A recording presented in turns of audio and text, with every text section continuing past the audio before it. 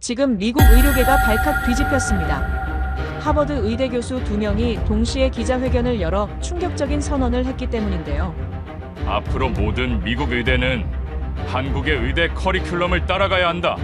게다가 교수들은 물론 가족들까지 한국에서만 건강검진을 받겠다고 밝혔습니다.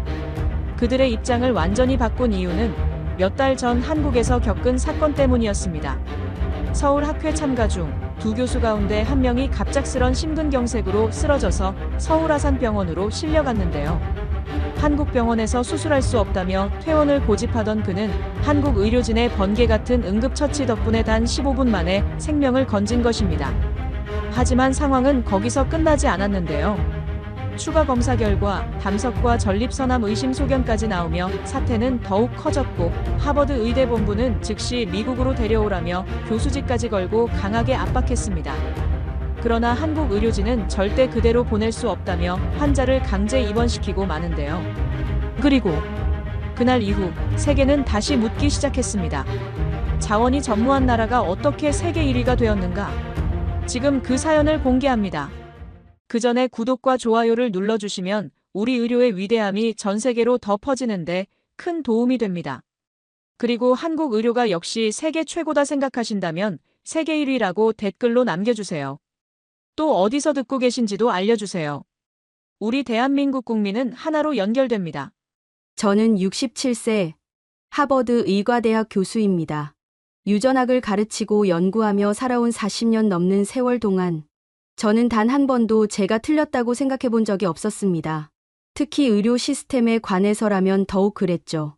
2025년 5월, 저는 동료 교수와 함께 서울에서 열리는 국제유전학회에 참석하기 위해 한국에 왔습니다. 동료는 저보다 한 살 많은 심장 전문의였고, 우리는 30년 넘게 같은 학교에서 가르치며 친구처럼 지내왔어요. 인천공항에 내렸을 때부터 우리는 계속 한국 의료에 대해 이야기를 나눴습니다. 아니, 정확히 말하자면 비웃었다고 해야겠네요. 여기 병원들 어떤지 알아?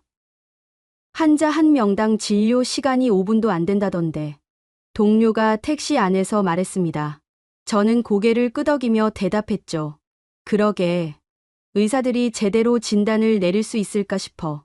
미국이라면 상상도 못할 일이지. 우리는 워커힐 호텔에 짐을 풀었습니다. 강 건너로 보이는 서울의 야경은 아름다웠지만 저는 그저 빨리 학회를 마치고 돌아가고 싶었어요. 이틀만 있다가 미국으로 돌아갈 계획이었습니다. 첫날 저녁 호텔 레스토랑에서 식사를 하던 중이었습니다. 동료가 갑자기 얼굴을 찌푸리며 가슴을 움켜쥐었어요. 처음엔 체했나 싶었습니다. 하지만 그의 얼굴이 순식간에 새하얗게 변하는 걸 보는 순간 제 심장도 덩달아 쿵 내려앉았습니다. 가슴이 너무 아파. 그의 목소리는 떨리고 있었습니다. 땀이 이마를 타고 흘러내렸어요. 저는 즉시 알아챘죠. 급성 심근경색이었습니다. 심장 전문의인 그 자신도 알고 있었을 거예요. 미국이었다면 제 입에서 저도 모르게 그 말이 튀어나왔습니다. 여기는 한국이었고 우리는 미국 의료 시스템에서 멀리 떨어진 곳에 있었어요. 레스토랑 직원들이 달려왔고 누군가 119에 전화를 걸었습니다. 안 돼. 한국 병원은 안 돼. 동료가 소리쳤습니다. 그는 제 팔을 붙잡으며 눈을 부릅떴어요. 여기선 제대로 치료 못 받아. 미국으로 돌아가야 해. 하지만 그의 몸은 이미 축 늘어져 있었습니다. 저는 그를 부축하며 애타게 외쳤죠. 버텨. 우리 미국 가서 제대로 치료받자. 구급대원들이 도착했을 때 저는 그들에게 소리쳤습니다. 제 영어가 통하지 않았고 그들은 빠르게 움직이며 동료를 들것에 옮겼어요. 저는 계속 손을 내저으며 막으려 했습니다. 하지만 그들은 멈추지 않았죠. 동료의 손이 허공을 휘저었고 그의 입술이 파랗게 변해가는 게 보였습니다. 구급차 안에서 저는 무력함을 느꼈습니다. 구급대원들은 신속하게 심전도를 찍고 산소 호흡기를 달고 정맥 주사를 놓았어요. 그들의 손놀림은 정확했고 빨랐습니다. 하지만 저는 믿을 수 없었죠. 이곳은 한국이었으니까요. 서울 아산병원으로 갑니다. 통역 장비를 통해 들려온 목소리였습니다. 저는 고개를 저었지만 이미 구급차는 달리고 있었어요. 사이렌 소리가 귓전을 울렸고 서울의 밤 풍경이 창밖으로 빠르게 지나갔습니다. 저는 동료의 손을 꽉 잡았어요. 그의 손은 차갑고 축축했습니다. 병원에 도착했을 때 응급실은 이미 준비되어 있었습니다. 의료진들이 일사불란하게 움직였어요. 누군가 동료를 검사실로 데려갔고 저는 복도에 홀로 남겨졌습니다. 형광등 불빛이 너무 밝았고 소독약 냄새가 코를 찔렀어요. 저는 벽에 기대섰습니다. 다리가 후들거렸죠. 30분쯤 지났을까요? 한 의사가 나와 저에게 말했습니다. 그는 영어를 유창하게 구사했어요. 스텐트 시술을 진행했습니다. 지금은 안정되었어요. 저는 멍하니 그를 바라봤습니다. 30분 만에 시술을 끝냈다고요? 미국에서라면 최소 한두 시간은 걸렸을 겁니다. 준비하고, 동의서 받고, 보험 확인하고. 하지만 여기선 그냥 했다는 거였어요. 하지만 추가 검사가 필요합니다. 초음파에서 담석이 보이고 전립선 수치도 높습니다. 암 가능성을 배제할 수 없어요. 의사의 말에 저는 고개를 저었습니다. 그건 오진일 겁니다. 제 동료는 정기검진을 받아왔어요. 미국에서 말이죠. 의사는 잠시 저를 바라보더니 조용히 말했습니다. 검사 결과를 보시겠습니까? 저는 아무 말도 하지 못했습니다. 그는 태블릿을 꺼내 영상을 보여주었어요. 담낭에 박힌 돌이 선명하게 보였고 전립선 수치 그래프가 붉은색으로 표시되어 있었습니다. 저는 화면을 응시했죠. 손끝이 차가워졌습니다. 동료가 깨어났을 때 저는 그의 침대 옆에 앉아 있었습니다. 그는 천장을 바라보다가 고개를 돌려 저를 봤어요. 여기가 어디야? 서울 아산병원이야. 그의 얼굴이 일그러졌습니다. 나 퇴원할 거야. 지금 당장. 저는 그의 손을 잡으려 했지만 그는 손을 뿌리쳤어요. 미국에서 다시 검사받을 거야. 여기 의사들이 뭘 안다고. 바로 그때 의사가 병실로 들어왔습니다. 그는 차분하게 동료에게 말했어요. 현재 상태로는 퇴원이 불가능합니다. 심장 상태가 아직 불안정하고 추가 검사와 치료가 필요해요. 동료가 소리쳤습니다. 난 심장 전문이야. 내 몸은 내가 안다고. 의사는 흔들리지 않았습니다. 그는 동료를 똑바로 바라보며 말했죠. 그렇다면 아시겠네요. 지금 움직이면 어떻게 되는지 말입니다. 동료의 입이 닫혔습니다. 저는 그 순간을 잊을 수 없어요. 미국 최고의 심장 전문의가 한국 의사 앞에서 말문이 막힌 그 순간을 말이죠. 저는 창밖을 돌아봤습니다. 서울의 불빛들이 반짝이고 있었어요. 저는 처음으로 불안함을 느꼈습니다. 우리가 정말 틀렸을까요? 이틀째 아침, 저는 호텔 방에서 하버드 의과대학 학장의 전화를 받았습니다. 시차 때문에 새벽 6시였어요. 전화벨 소리에 잠에서 깬 저는 부스스한 목소리로 받았죠. 무슨 일입니까? 자네 동료가 한국 병원에 입원했다면서? 학장의 목소리는 날카로웠습니다. 저는 침대에서 일어나 앉았어요. 네. 급성 심근경색으로요. 다행히 응급처치를 받아서. 자네, 지금 상황을 이해하고 있나? 하버드 의과대학 교수 2명이 한국 병원에 있다는 게 어떤 의미인지 아나? 저는 입술을 깨물었습니다. 학장은 계속 말을 이었어요. 언론에 알려지면 어떻게 되겠어? 하버드 교수들이 한국에서 치료받았다. 우리 명성에 금이 가는 거야. 하지만 학장님, 응급 상황이었습니다. 그래서 더 문제지. 자네가 판단을 잘못한 거야. 미국으로 의료 이송을 했어야지. 전화가 끊어졌을 때 저는 한참을 멍하니 휴대폰을 들고 있었습니다. 창밖으로 해가 떠오르고 있었어요. 붉은 빛이 한강을 물들이고 있었죠. 저는 옷을 주워 입고 병원으로 향했습니다. 병실에 도착했을 때 동료는 침대에 비스듬히 기대앉아 있었습니다. 그의 얼굴은 어제보다 나아 보였지만 표정은 굳어 있었어요. 학장한테 전화 받았어. 그가 말했습니다. 저는 고개를 끄덕였죠. 나도 받았어. 우리 책임이래. 하버드 체면을 구겼다고. 동료의 목소리는 쓴웃음을 머금고 있었습니다. 저는 그의 옆 의자에 앉았어요. 한국 의사들이 과잉 진료를 했을 거래. 담석이니 전립선암이니 하는 건 다 불필요한 검사일 거라고. 저는 아무 말도 하지 못했습니다. 사실 저도 그렇게 생각하고 싶었으니까요. 한국 병원이 돈벌이를 위해 과장된 진단을 내렸을 거라고 그렇게 믿고 싶었습니다. 학장이 뭐라던? 동료가 물었습니다. 날 책임지고 데리고 오래. 그게 내 임무라고. 동료는 천천히 고개를 끄덕였어요. 그리고 제 손을 잡았습니다. 그래. 우리 돌아가자. 미국에서 제대로 검사받으면 돼. 바로 그때 담당 의사가 병실로 들어왔습니다. 그는 손에 서류 뭉치를 들고 있었어요. 저는 그를 올려다봤고 그는 조용히 침대 옆 테이블에 서류를 내려놓았습니다. 어제 추가 검사 결과입니다. 동료가 서류를 집어들었습니다.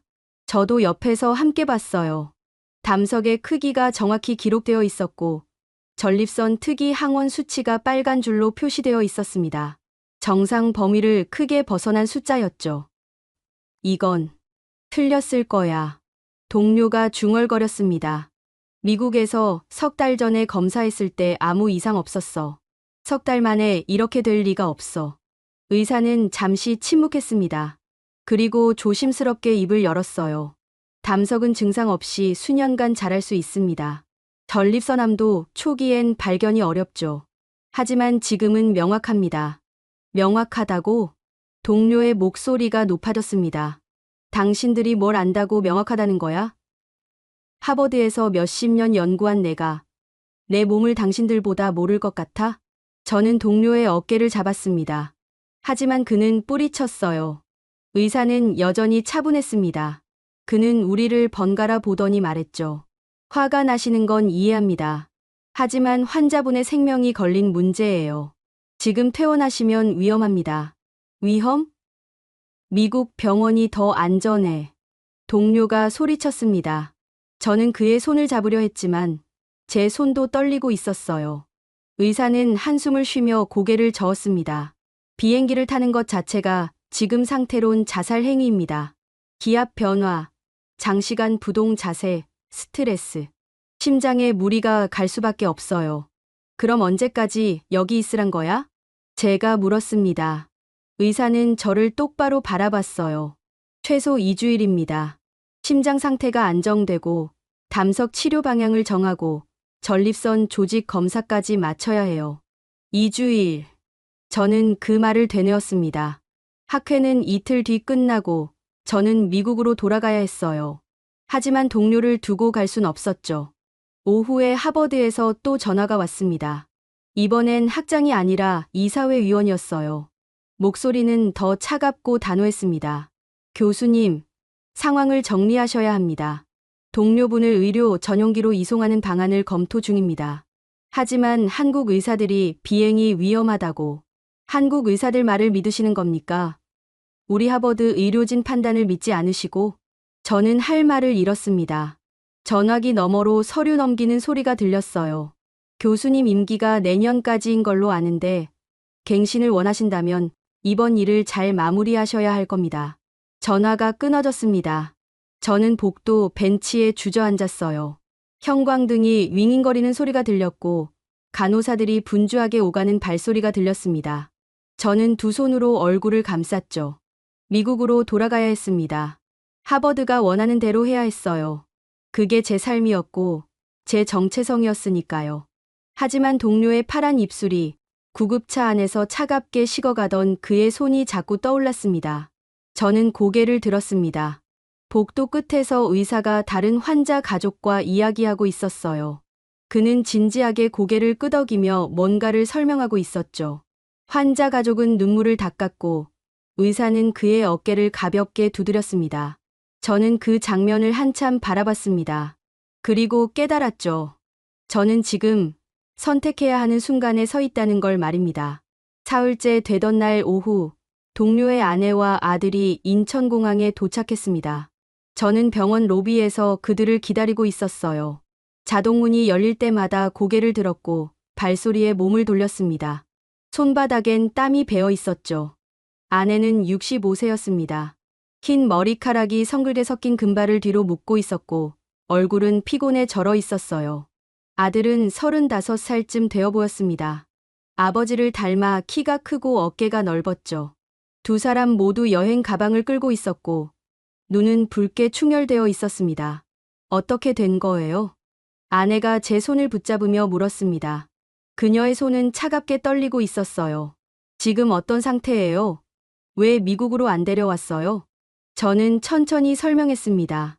급성 심근경색, 응급 스텐트 시술, 그리고 추가로 발견된 담석과 전립선 문제까지.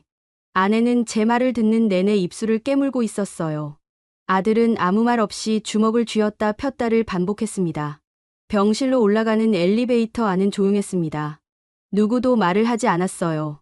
층수를 알리는 전자음만 규칙적으로 울렸죠. 저는 거울에 비친 우리를 봤습니다. 세 사람 모두 얼굴이 굳어 있었어요. 병실 문을 열었을 때 동료는 침대에 누워 천장을 바라보고 있었습니다. 아내가 작은 비명을 삼켰어요. 그녀는 침대로 달려가 남편의 손을 잡았습니다. 여보. 동료가 천천히 고개를 돌렸습니다. 그는 아내를 보더니 억지로 미소를 지었어요. 왔구나. 왜 이렇게 됐어요? 당신 건강하다며요? 아내의 목소리는 떨리고 있었습니다. 동료는 아내의 손을 쓰다듬었어요. 괜찮아. 미국 가면 다 나을 거야. 아들이 침대 옆으로 다가왔습니다. 그는 아버지를 내려다보며 물었죠. 의사 선생님은 뭐래요? 한국 의사들 말은 신경 쓰지 마. 과장된 거야. 동료가 손을 저었습니다. 바로 그때 담당 의사가 병실로 들어왔어요. 그는 가족들을 보더니 공손하게 고개를 숙였습니다. 가족분들이신가요? 아내가 일어서며 대답했습니다. 네. 아내입니다. 이쪽은 아들이고요. 의사는 다시 한번 인사를 하고 손에 들고 있던 태블릿을 테이블에 내려놓았어요. 화면엔 각종 검사 결과가 가득했습니다. 환자분 상태를 설명드리겠습니다. 그는 차분하게 말을 이어갔습니다. 심장 혈관이 막혔던 부분, 스텐트로 넓힌 혈관 사진, 담낭에 박힌 돌의 크기, 그리고 전립선 수치의 그래프까지 하나하나 짚어가며 설명했어요. 아내는 화면을 응시하다가 입을 가렸습니다. 이게 정말인가요? 네. 정확한 수치입니다. 아들이 물었습니다. 그럼 지금 당장 수술해야 하는 건가요? 심장은 일단 안정됐지만 담석 때문에 염증이 생길 위험이 있습니다. 전립선은 조직 검사를 해봐야 암인지 확실히 알 수 있고요. 동료가 침대에서 몸을 일으켰습니다. 그만하세요. 우리 미국 가서 할 겁니다. 의사는 잠시 동료를 바라봤습니다. 그리고 아내에게로 시선을 돌렸어요. 지금 비행기를 타시면 목숨을 잃을 수도 있습니다. 병실이 조용해졌습니다. 아내의 숨소리가 가빠졌어요. 그녀는 남편을 보다가 의사를 보다가 다시 남편을 봤습니다. 여보, 의사 선생님 말이 맞는 것 같아요. 당신까지 그러면 어떡해? 동료가 소리쳤습니다. 아내는 눈물을 닦았어요. 당신이 미국에만 있었다면 지금 살아 있었을까요? 그 말에 동료의 입이 닫혔습니다. 아내는 계속 말을 이었죠. 급성 심근경색이라며요. 구급차 오는 데만 30분 걸리는 우리 동네에서 당신이 살 수 있었을 것 같아요? 저는 아내의 말을 들으며 가슴이 철렁했습니다. 맞았어요. 미국이었다면 구급차는 늦었을 겁니다. 응급실은 대기 환자로 가득했을 거고 보험 확인하느라 시간은 더 지체됐겠죠. 아들이 아버지의 손을 잡았습니다.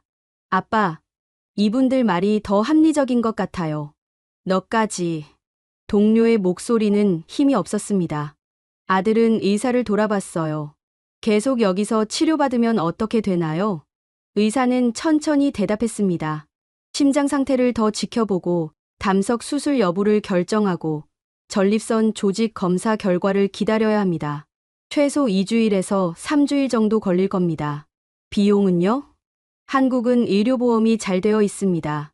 외국인도 실비보험이 있으면 대부분 커버되고요. 아내가 남편을 내려다봤습니다. 여보, 여기 있어요. 제발. 동료는 아무 말도 하지 않았습니다. 그는 천장만 바라보고 있었어요. 저는 그의 눈가에 맺힌 눈물을 봤습니다. 하버드 의과대학에서 30년 넘게 가르친 교수가 평생 미국 의료를 자랑스러워하던 남자가 처음으로 흔들리고 있었습니다. 의사가 병실을 나간 뒤 우리는 한참을 침묵 속에 있었습니다. 창밖으로 서울의 저녁이 내려앉고 있었어요. 빌딩의 불빛들이 하나둘 켜지기 시작했습니다. 아내가 조용히 말했습니다. 우리 여기 있어요. 이 사람들을 믿어봐요. 동료는 여전히 대답하지 않았습니다. 하지만 그의 손이 아내의 손을 조금 더 세게 쥐는 걸 저는 봤습니다. 저는 창가로 걸어가 밖을 내다봤어요. 한강이 저 멀리 검게 흐르고 있었습니다. 그리고 그 위로 다리의 불빛이 반짝이고 있었죠. 저는 주머니에서 휴대폰을 꺼냈습니다. 하버드에서 온 문자 메시지가 12개나 쌓여 있었어요. 저는 화면을 끄고 다시 주머니에 넣었습니다. 닷새째 되던 새벽이었습니다. 제 휴대폰이 울렸어요. 호텔 침대에서 뒤척이다 겨우 잠든 참이었죠. 화면에는 병원 번호가 떠 있었습니다. 저는 벌떡 일어나 전화를 받았어요.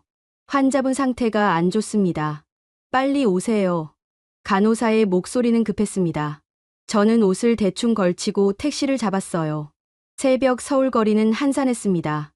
가로등 불빛만이 규칙적으로 지나갔죠. 택시 기사는 제 표정을 보더니 말없이 속도를 높였습니다. 병실에 도착했을 때 동료는 침대에서 몸을 웅크리고 있었습니다. 얼굴은 땀으로 범벅이었고 이를 악물고 있었어요. 아내는 그의 등을 쓰다듬으며 울고 있었습니다. 배가 너무 아파. 동료가 신음했습니다. 의료진이 병실로 들어왔고 재빨리 체온을 재고 혈압을 쟀어요. 담당 의사가 배를 눌러보더니 고개를 저었습니다. 담낭염입니다. 담석 때문에 염증이 생겼어요. 수술해야 하나요? 제가 물었습니다. 의사는 고개를 끄덕였어요. 지금 당장은 아니지만 상태를 지켜봐야 합니다. 악화되면 응급 수술이 필요할 수 있어요. 동료가 침대 시트를 움켜쥐었습니다. 그의 손등에 핏줄이 붉어졌어요. 미국에서 검사받을 때 아무 이상 없었어. 의사는 차트를 보며 말했습니다. 담석은 증상 없이 자랄 수 있습니다. 그리고 스트레스나 식습관 변화로 갑자기 악화되기도 하죠. 저는 의사의 말을 들으며 뭔가 깨달았습니다. 동료가 미국에서 받았던 검사들, 그 비싼 검사들이 이걸 놓쳤다는 거였어요. 아니, 어쩌면 발견했지만 대수롭지 않게 여겼을 수도 있었죠. 간호사들이 진통제를 투여했습니다. 동료의 신음이 조금씩 잦아들었어요. 하지만 그의 얼굴은 여전히 일그러져 있었습니다. 해가 뜨고 아침이 되었습니다. 저는 복도 벤치에 앉아 있었어요. 아들이 자판기에서 커피를 뽑아 제게 건넸습니다. 저는 고맙다고 말하고 종이컵을 받았죠. 뜨거운 액체가 목을 타고 내려갔지만 입안에선 아무 맛도 느껴지지 않았습니다. 교수님, 아들이 제 옆에 앉으며 말했습니다. 솔직히 말씀해 주세요. 아버지가 정말 위험한 건가요? 저는 커피를 내려다봤습니다. 모르겠네. 하지만 한국 의사들 말이 계속 맞아떨어지고 있어. 그럼 미국에서 놓친 거네요? 이 모든 걸? 아들의 목소리엔 분노가 섞여 있었습니다. 저는 고개를 끄덕일 수밖에 없었어요. 그런 것 같네. 오전 10시쯤 의료진 회의가 있었습니다. 담당 의사뿐 아니라 외과 전문의, 비뇨기과 전문의까지 모였어요. 그들은 동료의 상태를 놓고 한참을 논의했습니다. 저는 회의실 밖에서 유리문 너머로 그 장면을 봤죠. 의사들이 엑스레이 사진을 보며 고개를 끄덕이고 뭔가를 열심히 적고 있었습니다. 회의가 끝나고 담당 의사가 나왔습니다. 그는 저를 보더니 조용히 말했어요. 담낭 수술은 심장이 더 안정된 후에 하는 게 좋겠습니다. 지금 하기엔 위험 부담이 커요. 일단 항생제로 염증을 잡고 경과를 봐야 합니다. 전립선은요? 조직 검사 결과가 이틀 후에 나옵니다. 저는 숨을 깊이 들이마셨습니다. 의사는 제 어깨를 가볍게 두드렸어요. 너무 걱정하지 마세요. 우리가 최선을 다하고 있으니까요. 그가 돌아서서 걸어갔습니다. 저는 그의 뒷모습을 바라봤어요. 하얀 가운이 복도 끝으로 사라졌습니다. 오후에 동료는 조금 나아졌습니다. 진통제 덕분이었죠. 그는 침대에 기대 앉아 창밖을 보고 있었어요. 저는 병실로 들어가 그의 옆에 섰습니다. 기분이 좀 어때? 끔찍해. 그가 대답했습니다. 미국이었다면 이렇게 안 됐을 거야. 저는 아무 말도 하지 않았습니다. 사실 저도 확신이 없었거든요. 미국이었다면 정말 더 나았을까? 구급차는 더 빨리 왔을까? 응급실은 덜 복잡했을까? 검사는 더 정확했을까? 너도 알잖아. 동료가 말을 이었습니다. 미국 의료가 최고라는 거. 우리가 평생 그렇게 믿고 살아왔잖아. 그래. 저는 고개를 끄덕였습니다. 하지만 제 목소리엔 힘이 없었어요. 근데 이 사람들. 동료가 말을 멈췄습니다. 그는 한참을 침묵하다가 다시 입을 열었죠. 이 사람들이 계속 맞아. 내가 틀렸고. 저는 그를 돌아봤습니다. 그의 눈엔 눈물이 고여 있었어요. 평생을 심장 전문의로 살았는데 정작 내 심장은 몰랐어. 담석도 전립선도 아무것도 몰랐다고. 그건 미국에서 검사받을 때마다 괜찮다고 했어. 건강하다고 했지. 근데 여긴 하루 만에 다 찾아냈어. 동료는 고개를 떨궜습니다. 저는 그의 어깨를 잡았어요. 그의 몸이 떨리고 있었습니다. 창밖으론 서울의 오후가 펼쳐져 있었습니다. 빌딩들 사이로 햇빛이 내리쬐고 있었어요. 저는 문득 생각했습니다. 우리가 평생 믿어온 것들이 하나씩 무너지고 있다고. 그리고 그 폐허 위에서 우리는 새로운 무언가를 마주하고 있다고 말입니다. 저는 휴대폰을 꺼냈습니다. 하버드에서 또 문자가 와 있었어요. 즉시 연락 바람이라고 적혀 있었죠. 저는 화면을 오래 들여다봤습니다. 그리고 다시 주머니에 넣었어요. 아직은 아니었습니다. 아직은 대답할 수 없었어요. 1회째 되던 날, 저는 호텔 로비에서 특급 우편물을 받았습니다. 하버드 의과대학 이사회 명의였어요. 봉투는 두툼했고 무게감이 있었습니다. 저는 로비 소파에 앉아 봉투를 뜯었죠. 공식 문서였습니다. 첫 페이지엔 하버드 로고가 박혀 있었고 그 아래로 빼곡하게 글자가 적혀 있었어요. 저는 천천히 읽어 내려갔습니다. 한국 의료기관에 의한 부당 억류 가능성 검토 중. 하버드 의과대학 명예 훼손 우려. 즉각적인 환자 이송 요구. 교수직 재임용 심사 영향 가능. 마지막 줄을 읽었을 때 제 손이 떨렸습니다. 교수직을 잃을 수도 있다는 거였어요. 40년 넘게 쌓아온 경력이, 명성이, 모든 게 사라질 수 있다는 뜻이었습니다. 저는 서류를 다시 봉투에 넣었습니다. 그리고 병원으로 향했어요. 택시 안에서 창밖을 봤지만 아무것도 눈에 들어오지 않았습니다. 서울의 거리가 흐릿하게 지나갔죠. 병실에 도착했을 때 동료는 침대에 앉아 노트북을 보고 있었습니다. 그는 저를 보더니 화면을 돌렸어요. 봤어? 화면엔 하버드 의대 내부 게시판이 떠 있었습니다. 누군가 올린 글이었죠. 한국 병원에 억류된 교수들, 과잉 진료 의심, 미국 의료진 개입 필요. 댓글도 수십 개 달려 있었습니다. 대부분 한국 의료를 비하하는 내용이었어요. 저는 화면을 보다가 눈을 감았습니다. 학장한테서 전화 왔어. 동료가 말했습니다. 우리 둘 다 큰일 날 거래. 특히 너. 나? 넌 나를 데리고 올 책임이 있었잖아. 근데 여기 계속 있으니까 내가 판단을 잘못했다는 거지. 동료는 노트북을 덮었습니다. 그리고 저를 똑바로 봤어요. 넌 결국 미국의 자존심을 지킬 사람이라 믿는다. 그 말이 제 가슴에 박혔습니다. 미국의 자존심, 하버드의 명예. 그게 제 정체성이었어요. 그걸 지키지 못하면 저는 누구였을까요? 오후에 담당 의사가 병실로 왔습니다.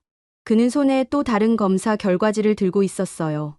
전립선 조직 검사 결과가 나왔습니다. 우리 모두 숨을 죽였습니다.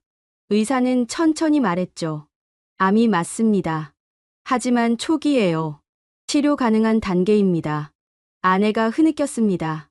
아들은 고개를 떨구고 눈을 감았어요. 동료는 천장을 바라봤습니다. 저는 아무 말도 할 수 없었습니다. 수술이 필요한가요? 아들이 물었습니다. 방사선 치료나 수술 중 선택하실 수 있습니다. 하지만 지금은 심장과 담낭 문제를 먼저 해결해야 해요. 의사가 차트에 뭔가를 적었습니다. 환자분 상태를 종합적으로 봐야 합니다. 한 번에 한 가지씩 치료하는 게 안전해요. 동료가 입을 열었습니다. 미국에서 석 달 전 검사에선 이상 없었어요. 초기암은 발견이 어렵습니다. 특이 항원 수치만으론 알 수 없는 경우도 많고요. 의사는 조심스럽게 말했습니다. 오히려 지금 발견된 게 다행입니다. 더 늦었으면 전이 됐을 수도 있어요. 의사가 나간 뒤 병실은 무거운 침묵에 잠겼습니다. 아내는 창가에 서서 울고 있었고 아들은 복도로 나갔어요. 동료와 저만 남았습니다. 암이래. 동료가 중얼거렸습니다. 평생 암들 치료하면서 살았는데 정작 난 암 환자야. 저는 그의 손을 잡았습니다. 그의 손은 차가웠어요. 여기서 치료받을 거야? 제가 물었습니다. 동료는 한참을 말이 없었어요. 그러다 조용히 말했습니다. 모르겠어. 정말 모르겠어. 저녁이 되어 저는 병원 옥상으로 올라갔습니다. 서울의 야경이 펼쳐져 있었어요. 수많은 불빛들이 반짝이고 있었죠. 저는 난간에 기대섰습니다. 휴대폰이 울렸습니다. 하버드 이사회 위원이었어요.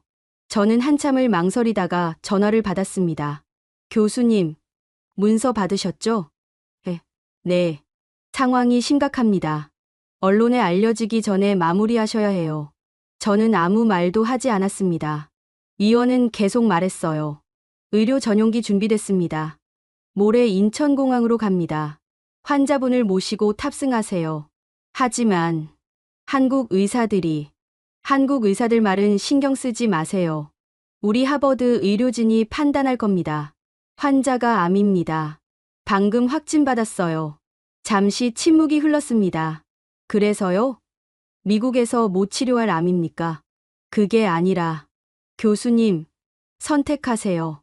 하버드를 선택하실 건지 아니면 한국을 선택하실 건지. 전화가 끊어졌습니다. 저는 휴대폰을 들고 한참을 서 있었어요. 바람이 불어왔습니다. 차가운 바람이 뺨을 스쳤죠. 저는 아래를 내려다봤습니다. 병원 입구로 구급차가 들어오고 있었어요. 응급 환자를 싣고 온 거겠죠. 의료진이 달려나왔고 환자를 재빨리 옮겼습니다. 그 모든 게 신속하고 정확했어요. 저는 문득 깨달았습니다. 제가 평생 믿어온 것들이, 제가 지키려 했던 자존심이 어쩌면 환자의 생명보다 중요하지 않을지도 모른다고. 하지만 그 생각을 인정하는 순간 저는 제가 누구인지 몰라질 것 같았습니다. 저는 다시 병실로 내려갔습니다. 복도를 걸으며 의료진과 스쳐 지나갔어요. 그들은 분주하게 움직이고 있었습니다. 환자 차트를 보고 약을 나르고 보호자와 이야기하고 있었죠. 병실 문 앞에서 저는 멈춰 섰습니다. 안에서 동료의 기침 소리가 들렸어요. 아내가 물 마시라고 하는 소리도 들렸습니다. 저는 손을 들어 문을 열려다가 그대로 내렸습니다. 저는 복도 벤치에 주저앉았습니다. 두 손으로 얼굴을 감쌌어요. 그리고 처음으로, 평생 처음으로 제가 무엇을 해야 할지 정말 몰랐습니다. 열흘째 되던 날 새벽, 저는 또다시 급한 전화를 받았습니다. 이번엔 목소리가 더 다급했어요. 즉시 오셔야 합니다. 환자분이 호흡곤란을 호소하고 있어요. 저는 옷도 제대로 입지 못한 채 택시를 탔습니다. 새벽 4시였어요. 거리는 텅 비어 있었고 신호등만 규칙적으로 색을 바꾸고 있었습니다. 병실 앞에 도착했을 때 의료진이 이미 모여 있었습니다. 산소 호흡기가 동료의 얼굴에 씌워져 있었고 모니터에선 경고음이 울리고 있었어요. 아내는 복도에서 벽에 기댄 채 울고 있었습니다. 무슨 일입니까? 제가 담당 의사에게 물었습니다. 그는 심각한 표정으로 대답했어요. 심부전 증상이 나타났습니다. 심장이 제대로 펌프질을 못하고 있어요. 폐에 물이 차기 시작했습니다. 그게 무슨... 담낭염이 악화되면서 전신 염증 반응이 왔어요. 심장에 부담을 줬고 전립선 문제까지 겹치면서 몸 전체가 무리를 받고 있습니다. 저는 병실 안을 들여다봤습니다. 동료는 산소 마스크 너머로 헐떡이고 있었어요. 가슴이 빠르게 오르락내리락 했습니다. 간호사들이 계속 수치를 체크하고 있었죠. 수술해야 하나요? 지금 당장은 상태가 너무 불안정합니다. 일단 안정시켜야 해요. 의사는 다른 의료진과 빠르게 대화를 나눴습니다. 한국어였지만 그들의 표정만으로도 상황이 심각하다는 걸 알 수 있었어요. 다학제 회의를 소집하겠습니다. 담당 의사가 말했습니다. 심장내과, 외과, 비뇨기과, 중환자실 전문의가 모두 모여서 치료 방향을 결정해야 해요. 지금요? 새벽 4시예요. 환자 생명이 위급합니다. 의사는 돌아서서 걸어갔습니다. 다른 의료진도 재빨리 움직였어요. 저는 그 광경을 멍하니 바라봤습니다. 30분 후 회의실 불이 켜졌습니다. 유리문 너머로 5명의 의사가 모이는 게 보였어요. 그들은 동료의 차트를 펼쳐놓고 영상 자료를 띄우고 열띤 토론을 시작했습니다. 저는 복도 벤치에 앉아 그 장면을 봤습니다. 새벽 4시에 이 사람들은 한 환자를 위해 모두 모였어요. 잠을 깨우고 집을 나서고 병원으로 달려왔습니다. 저는 문득 생각했죠. 미국이었다면 이랬을까? 미국이었다면 당직 의사 한 명이 처치했을 겁니다. 다른 과 의사들은 아침에 출근해서 받겠죠. 회의는 오후쯤 잡혔을 거고 치료 결정은 하루 이틀 걸렸을 겁니다. 하지만 여기선 지금 이 순간 모든 전문의가 모여 있었습니다. 아들이 복도를 걸어왔습니다. 그는 자판기에서 물을 뽑아 제게 건넸어요. 저는 고맙다고 말하고 받았습니다. 어머니는요? 기도실에 계세요. 아들이 대답했습니다. 그는 회의실을 바라봤어요. 저 사람들 대단하네요. 그러게. 저는 고개를 끄덕였습니다. 미국이었으면 어땠을까요? 아들이 물었습니다. 저는 한참을 침묵했어요. 모르겠네. 하지만 이렇진 않았을 거야. 회의는 1시간 넘게 이어졌습니다. 의사들은 계속 무언가를 논의하고 그래프를 가리키고 고개를 끄덕이거나 저었어요. 저는 그들의 표정을 읽으려 했지만 유리문이 너무 멀었습니다. 해가 떠올랐습니다. 창밖으로 서울의 아침이 밝아오고 있었어요. 빌딩들 사이로 빛이 스며들었습니다. 회의가 끝나고 담당 의사가 나왔습니다. 그의 얼굴은 피곤해 보였지만 눈빛은 또렷했어요. 치료 방향을 정했습니다. 우리는 모두 그를 바라봤습니다. 일단 심장을 안정시키는 게 최우선입니다. 강심제와 이뇨제로 폐에 물을 빼내고 심장 기능을 회복시킬 거예요. 담당은요? 제가 물었습니다. 심장이 안정되면 응급 수술을 진행합니다. 더 이상 미룰 수 없어요. 담낭염이 폐혈증으로 이어질 수 있습니다. 전립선은요? 암 치료는 담낭 수술 후에 계획하겠습니다. 지금은 당장 생명을 위협하는 문제들을 해결해야 해요. 의사는 우리를 차례로 봤습니다.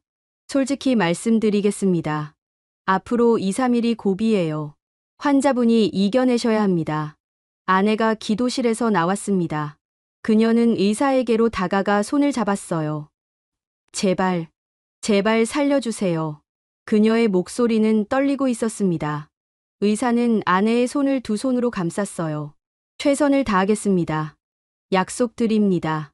그 순간 저는 뭔가를 느꼈습니다. 이 의사의 눈빛에서, 목소리에서, 손길에서 그는 진심이었어요.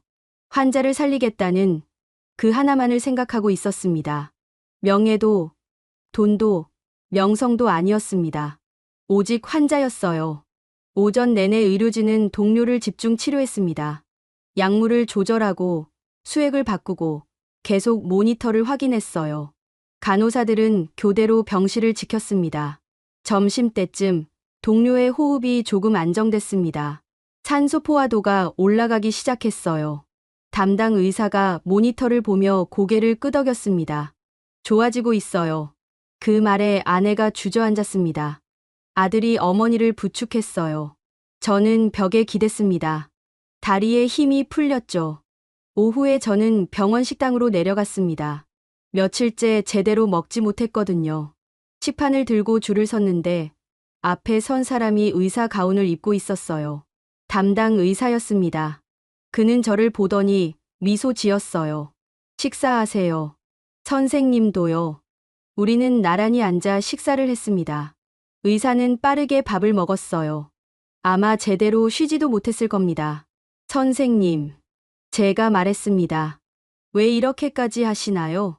의사는 숟가락을 내려놓고 저를 봤어요. 무슨 말씀이신지? 새벽에 의사들을 다 모으고 밤새 환자를 지키고 미국에선 상상도 못할 일이에요. 의사는 잠시 생각하더니 대답했습니다. 당연한 일 아닌가요? 환자가 위급한데. 하지만 우리는 의사니까요. 환자를 살리는 게 일이잖아요. 그는 다시 식사를 시작했습니다. 저는 그를 바라봤어요. 그리고 깨달았습니다. 이 사람에겐 정말로 당연한 일이었구나. 환자가 위급하면 달려오는 게, 밤을 새우는 게, 최선을 다하는 게 말입니다. 저는 고개를 숙였습니다. 갑자기 부끄러워졌어요. 저는 평생 무엇을 했을까? 연구 논문, 학회 발표, 명성 쌓기, 정작 환자는 언제 제 우선순위였을까요? 저녁이 되어 동료는 더 안정됐습니다. 그는 산소 마스크를 벗고 제 손을 잡았어요. 고마워. 그가 작게 말했습니다. 내가 틀렸어. 내 말이 맞았어. 저는 고개를 저었습니다. 아니야. 우리 둘 다 틀렸어. 동료는 제 손을 꽉 쥐었습니다. 그의 눈에서 눈물이 흘러내렸어요. 저도 울었습니다. 우리는 한참을 그렇게 있었죠. 창밖으론 서울의 저녁이 내려앉고 있었습니다. 불빛들이 하나둘 켜졌어요. 저는 그 불빛을 바라보며 생각했습니다. 어쩌면 우리는 지금 새로운 무언가를 배우고 있는지도 모른다고 말입니다. 한국 온 지 2주째 되던 날 담낭 응급 수술이 결정됐습니다. 더 이상 미룰 수 없다는 게 의료진의 판단이었어요. 심장은 어느 정도 안정됐지만 담낭염은 계속 악화되고 있었습니다. 수술 동의서에 서명하는 아내의 손이 떨렸습니다. 펜을 쥐인 손목에 핏줄이 튀어나왔어요. 아들이 어머니의 등을 쓰다듬었습니다. 괜찮아요, 어머니. 이분들을 믿어요. 수술은 오후 2시에 시작될 예정이었습니다. 동료는 수술복으로 갈아입고 침대에 누워 있었어요. 그는 천장을 바라보고 있었습니다. 무섭니? 제가 물었습니다. 동료는 고개를 돌려 저를 봤어요. 아니, 이상하게 안 무서워. 왜? 저들을 믿게 됐거든. 그 말에 제 가슴이 뭉클했습니다. 평생 미국 의료만 신봉하던 남자가 이제 한국 의사들을 믿는다고 말하고 있었어요. 간호사들이 들어와 침대를 밀기 시작했습니다. 동료는 아내와 아들의 손을 잡았어요. 아내는 울먹였고 아들은 아버지의 손에 입을 맞췄습니다. 다녀올게. 동료가 말했습니다. 침대가 복도로 나갔고 우리는 수술실 입구까지 따라갔어요. 문이 닫혔습니다. 빨간 불이 켜졌죠. 수술 대기실은 조용했습니다. 벽시계만 째깍거리는 소리를 냈어요. 아내는 창가에 서서 밖을 보고 있었고 아들은 의자에 앉아 고개를 숙이고 있었습니다.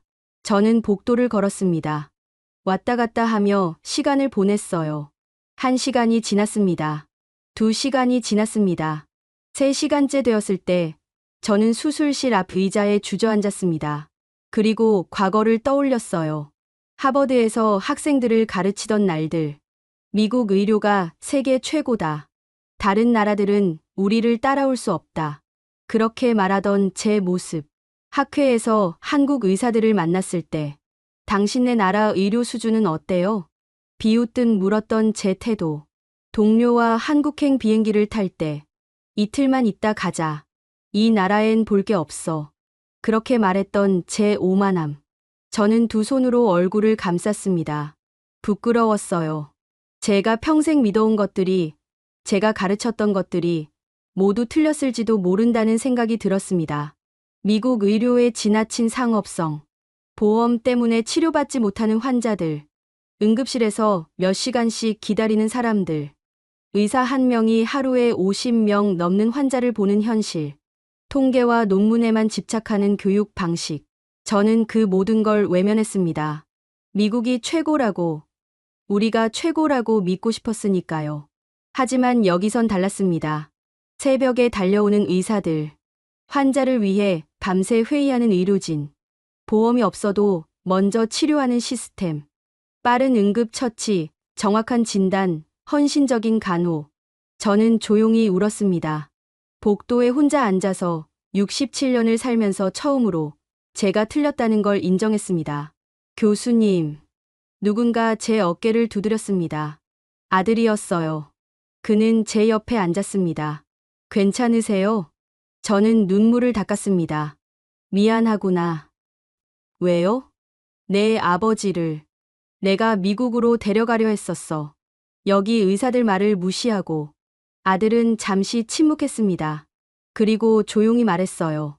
아버지가 살아 계신 건 교수님 덕분이에요. 교수님이 여기 계셨으니까 아버지도 포기하지 않았어요. 저는 그를 돌아봤습니다. 아들은 미소 지었어요. 그리고 교수님도 변하셨잖아요. 처음엔 한국 의료를 믿지 않으셨지만 지금은 다르시잖아요. 4시간째 수술실 문이 열렸습니다. 집도이가 나왔어요. 그는 마스크를 벗으며 우리에게 다가왔습니다. 수술 잘 끝났습니다. 아내가 주저앉았습니다. 아들이 어머니를 안았어요. 저는 그 자리에서 무릎을 꿇었습니다. 고맙습니다. 제 목소리는 떨리고 있었습니다. 집도이는 저를 일으켜 세웠어요. 당연한 일을 했을 뿐입니다. 아닙니다. 선생님들이 제 친구를 살렸습니다. 집도이는 미소 지었습니다. 그리고 말했어요. 환자분이 강하셨어요. 잘 싸워주셨습니다. 회복실로 이동한 동료는 아직 마취에서 깨어나지 않았습니다. 우리는 유리창 너머로 그를 봤어요. 산소 마스크를 쓰고 여러 선들이 연결된 채 누워 있었습니다. 하지만 모니터의 숫자들은 안정적이었어요. 심박수, 혈압, 산소 포화도 모두 정상 범위였습니다.